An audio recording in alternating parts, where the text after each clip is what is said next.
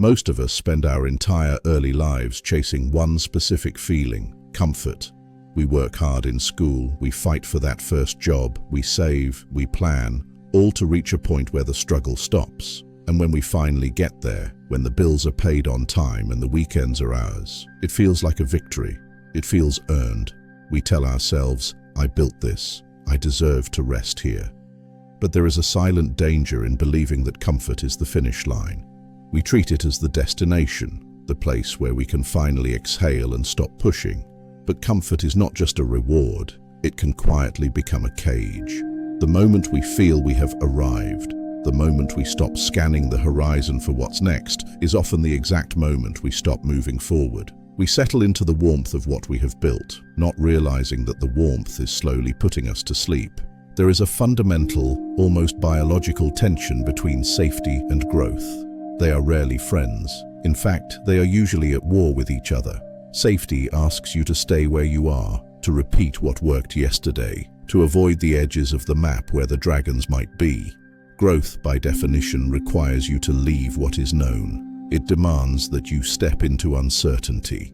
When we prioritize safety above all else, we are making a trade, often without realizing it. We are trading our potential for predictability. We choose a known present over an unknown but potentially greater future. And while safety feels good in the moment, it lowers our cortisol, it calms our nerves, it doesn't build wealth. It preserves what exists, but it cannot create what comes next. Growth requires a level of exposure that safety forbids. Stability is addictive. It has a gravity to it that is hard to escape. Once you have a routine that works, a paycheck that appears effectively by magic every 2 weeks, it becomes incredibly difficult to imagine life without it. The brain loves patterns. It craves them. It loves knowing exactly what will happen on Tuesday at 9 a.m. This predictability releases a chemical sense of ease, a feeling that all is well. Why would you disrupt that? Why would you introduce chaos into a system that is running smoothly? But this addiction to stability is exactly what keeps financial growth linear rather than exponential. We get hooked on the steady drip of enough, and we lose the hunger for more. We become metabolically adapted to the status quo, and anything that threatens that stability feels like a threat to our survival, even if it's actually an opportunity. We often confuse movement with progress. It is a common mistake. Just because you are busy, just because you are tired at the end of the day, does not mean you are growing. You can run on a treadmill for hours, sweating and exhausting yourself, and never leave the room. Comfort creates a beautiful illusion of progress. You get a small raise, you buy a slightly nicer car, you upgrade your phone to the latest model. These things feel like moving forward. They mimic the sensation of advancement, but often they are just decorations on the same stationary life. True financial growth isn't about upgrading your lifestyle. It's about changing your trajectory. It's about changing the slope of the line. And you cannot change your trajectory while walking the exact same path every single day, doing the exact same things, expecting a different result. Good enough is the enemy of great. It is a cliché because it is deeply, painfully true. When your financial situation is terrible, you are motivated to change it. Pain is a powerful motivator. Hunger drives action. But when your situation is okay, when it's manageable, that is the danger zone. That is where dreams go to die. You become emotionally attached to good enough because you have something to lose.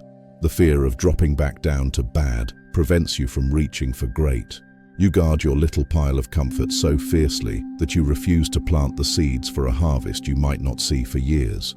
You hold on tight to what you have, and in doing so, your hands are too full to grab anything new. You become a curator of your own limitations, protecting a ceiling that you placed there yourself. If you look closely at comfort, deeply into the center of it, past the soft edges and the easy routines, you will often find fear hiding there. We call it being sensible. We call it being prudent. We use words that sound responsible, but often it is just fear dressed up in business casual clothes. Fear of failure, fear of looking foolish, fear of realizing that maybe we aren't as capable as we hope we are. Staying comfortable protects our ego. If you never try to launch that business, or make that investment, or ask for that promotion, you never have to face the possibility of a no.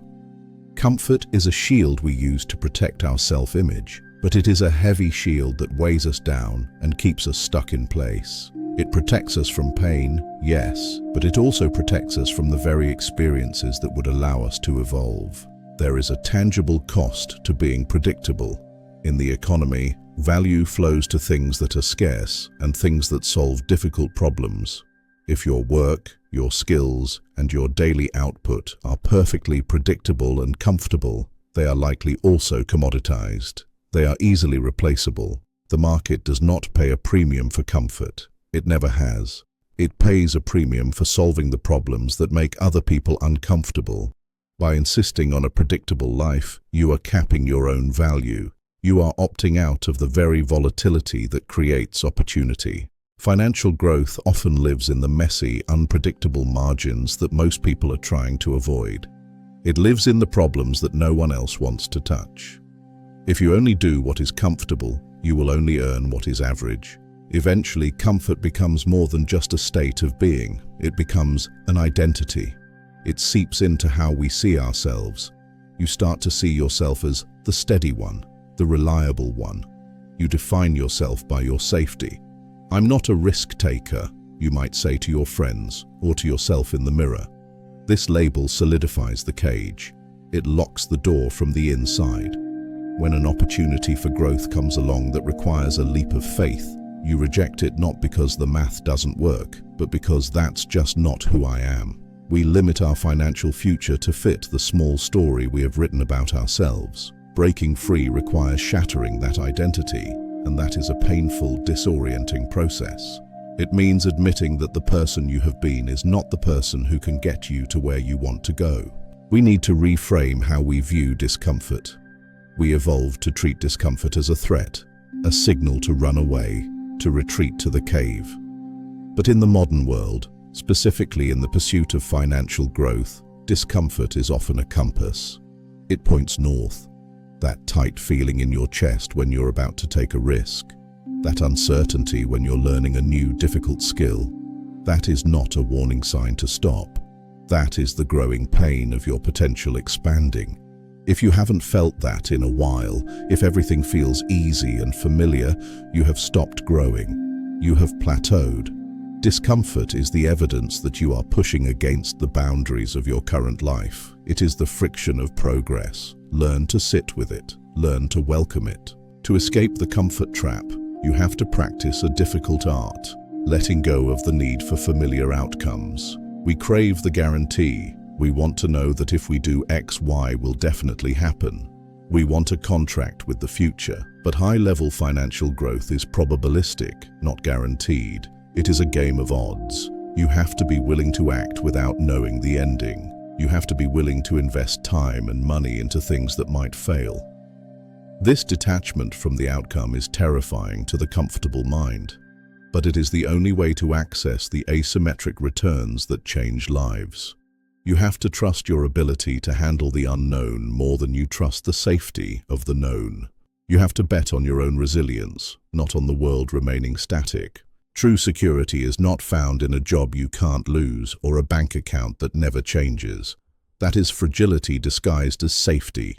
It is an illusion. The world changes. Industries vanish. Currencies fluctuate. If your security relies on nothing changing, you are incredibly vulnerable. You are one disruption away from ruin.